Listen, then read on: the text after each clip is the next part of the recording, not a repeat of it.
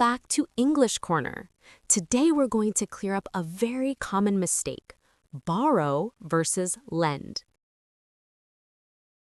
Let's make it simple.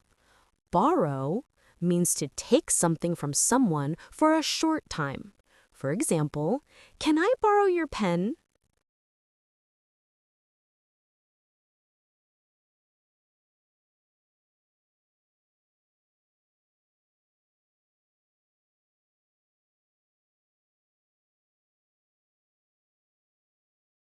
Lend means to give something to someone for a short time.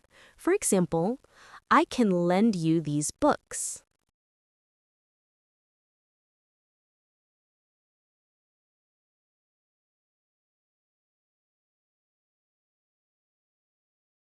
Quick tip to remember: if you're taking, use borrow. If you're giving, use lend. And that's it. Short and simple. Now you'll never mix these two up again.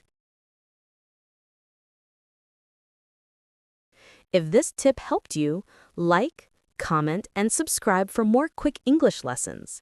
See you in the next video.